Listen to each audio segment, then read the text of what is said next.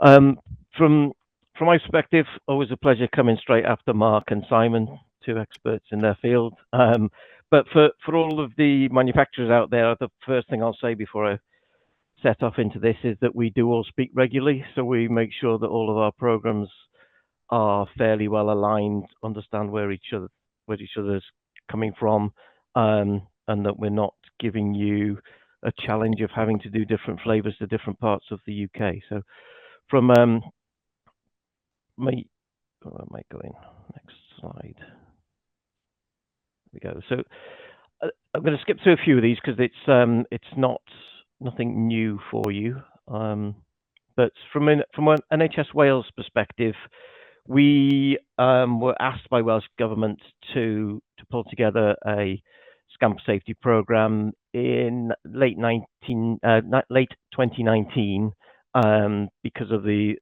MDR on the horizon at that point. And then COVID hit. We all went back to our day jobs and then reconvened in 21. We put a full business case through Welsh Government, went out to the market for a tender for an inventory management partner. So different to Scotland, but similar to Leeds, we ended up with Omnicell and their SupplyX module that we use across Wales now. So same aim to scan, to bring together all the different data signals to into a rich data source. The partners that we've used, so very early on, we signed up all of NHS Wales organisations to GS1. We do use an analytics partner called Advise Inc. Across Wales.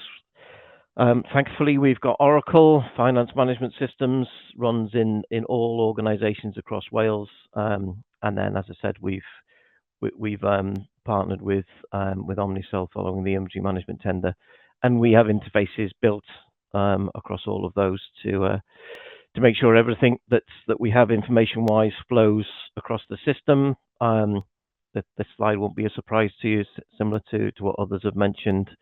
The goal is generating those digital signals and adding them all together to create some really useful information for the NHS.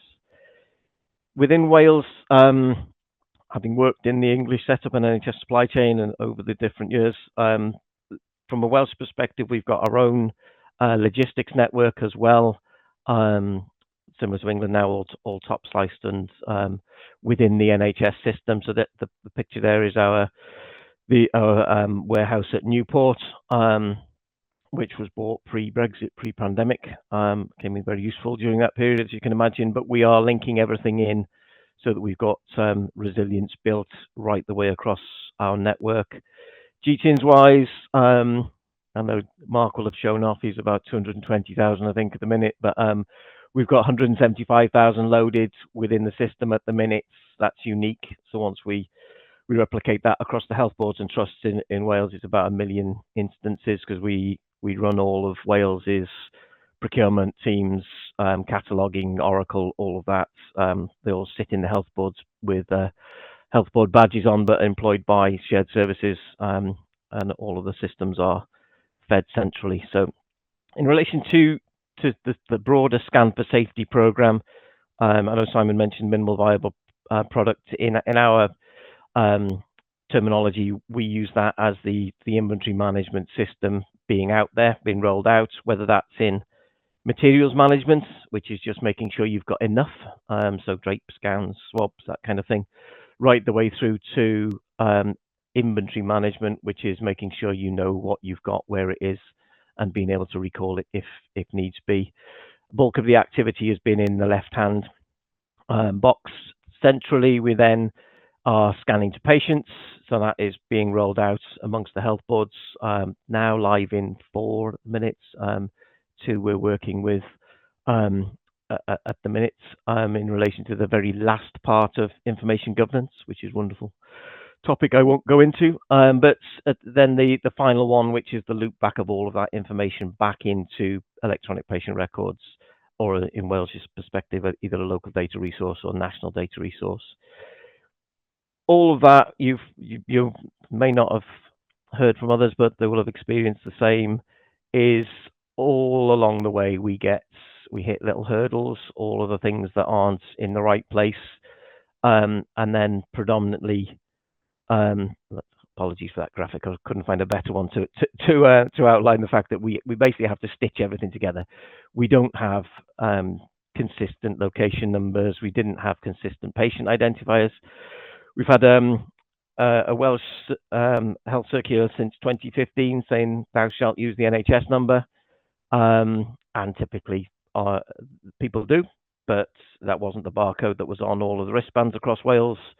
They varied between hospital numbers, case numbers, NHS number without spaces, NHS number with spaces. So we're working with Digital Health and Care Wales, Welsh Government to redraft all of that to make sure that we've got consistency in the way that all of the barcodes appear, consistency in those wristbands. So bring that on, because, as I said, we make it work, but it's not sticky plasters, but fixes that we want to try and automate and make sure it's more robust. But the good news is we're sat here in 2024, looking back on getting over a lot of those hurdles, and in relation to NHS Wales now, we've only got 2 orgs that are live to some extent. So one of those is Welsh Blood, and the other one is Velindre Cancer Centre. Both of them within the trust side of things, but all health boards are live with inventory management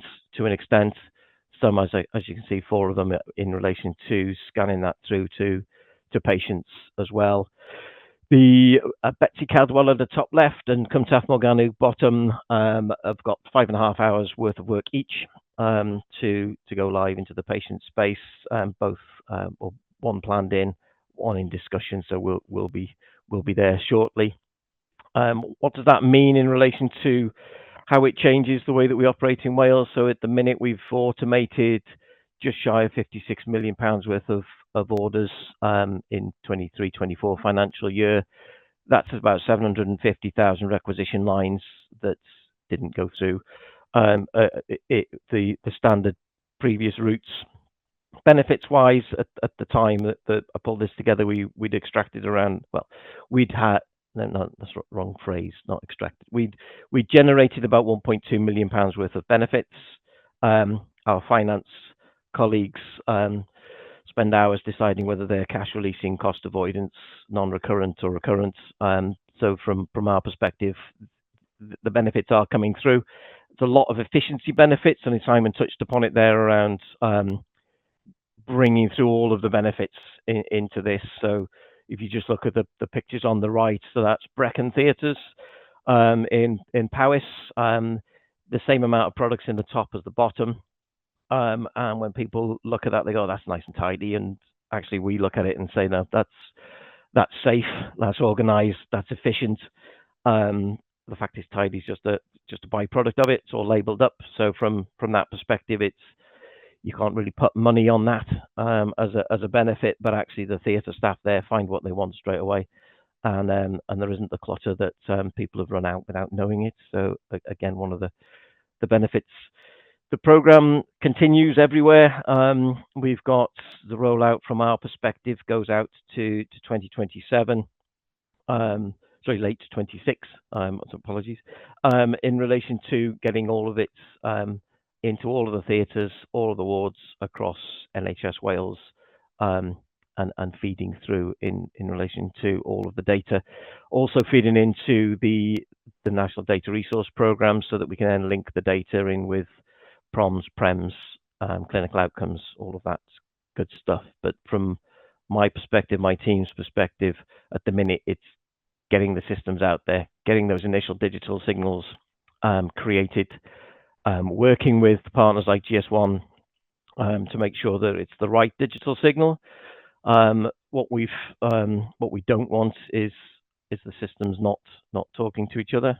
Not sure why I've frozen. There we go. So from everybody who's been in the Scan4Safety space or even implementing a digital system, the system's wonderful. The people that we've got around them are in a very busy, pressurized environment. So just switching the system on isn't the trick. Getting everybody, bringing them along with you along the way is the key to it all. Within Wales, we've got a value-based healthcare approach, and one of the gurus of that realm is Michael Porter, works out of Harvard, and this has stuck with me through a number of different projects I've been involved with throughout my time, which is if you do nothing else, measure, measure, measure. The problem is that in the NHS, you've got to decide what you're measuring, how you're measuring it, and make sure you measure it in a consistent way, so that you're not comparing apples with pears. And from our perspective, I know we're here in the GS1 forum, but it makes perfect sense to me that you decide upon the language of what you're going to measure, so that everything then links together. And then at some point in the future, when everything has got its digital signals, then people cleverer than us will work out, just a minute, what if we'd have looked at this back in the day?